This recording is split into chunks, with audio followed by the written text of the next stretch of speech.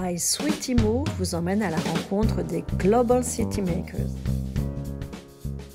Bonjour à tous, bien on se retrouve en direct du Global City Makers à la CCI de Paris et j'ai le plaisir de recevoir Thierry Blandinière, directeur général d'Invivo. Bonjour Thierry. Bonjour.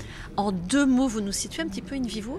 Donc, Invivo, c'est l'Union nationale des coopératives françaises. Donc, on intervient dans plusieurs secteurs d'activité dans l'agriculture, dans le végétal, dans l'animal, mais aussi dans des magasins qui sont peut-être plus connus du grand public, dans la jardinerie comme Gamme Vert, Jardiland, Delbar. Donc, on est un écosystème de l'agriculture et de l'alimentation française, présent en France et très internationalisé aussi.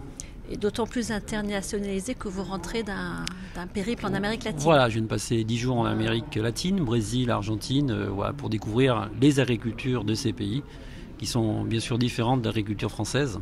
Mais c'est toujours très riche de partager les expériences. Des idées à développer en France ? On importe des idées, mais aussi on leur apprend aussi une nouvelle agriculture, peut-être plus en phase avec les attentes sociétales, environnementales, une agriculture de précision pour limiter l'utilisation des intrants, en même temps garantir des rendements pour l'agriculteur. Donc on a un vrai savoir-faire en France. Donc on essaye de l'exporter aussi. Alors aujourd'hui, ici, on parle de la ville de demain, on parle de ceux qui font la ville. Vous êtes un acteur justement de la ville d'aujourd'hui, des méga-villes.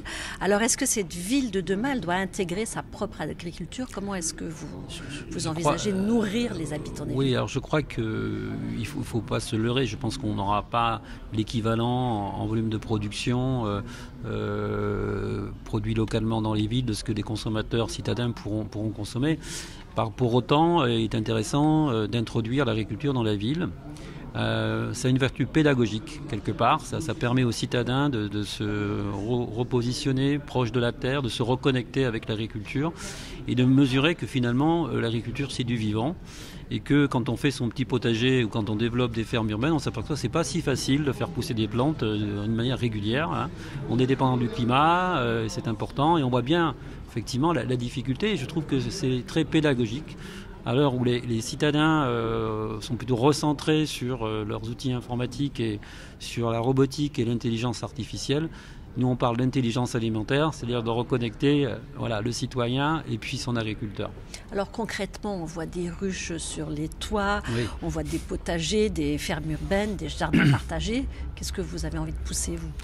Nous, on pousse l'ensemble des projets qui peuvent fonctionner parce qu'il s'agit aussi de trouver un modèle économique pérenne parce que tout ça doit se traduire aussi par des investissements et une capacité à délivrer des produits de qualité demandés par le consommateur au bon prix, bien évidemment.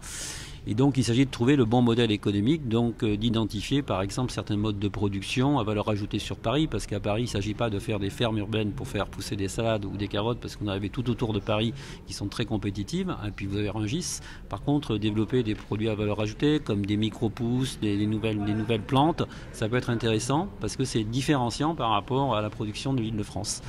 Concrètement, lesquels vous développez aujourd'hui ? Des petites graines, par exemple, des petites graines, des micro-pousses, des agréments, vous savez, des petites plantes, des micro-légumes, tout ce qui est un peu... Qui pousse tout seul. Qui pousse tout seul, il faut les accompagner, c'est une technologie particulière, mais on s'adresse plutôt aux grands chefs, notamment des produits premium, donc ça on peut trouver notre équilibre économique sur Paris. Quand vous êtes à Singapour, par exemple, vous pouvez développer des fermes urbaines, et c'est le cas avec des salades et des carottes, parce qu'autour, vous n'avez pas de culture. Donc il y a une vraie demande sur des produits plus basiques dans des fermes urbaines. Paris étant positionné en Île-de-France avec une richesse incroyable d'agriculture en Île-de-France, il faut qu'on trouve une autre voie et des nouveaux produits différenciants qui ne sont pas produits dans l'Île-de-France. Le modèle économique que vous convoitez, c'est quoi sur ces produits-là ?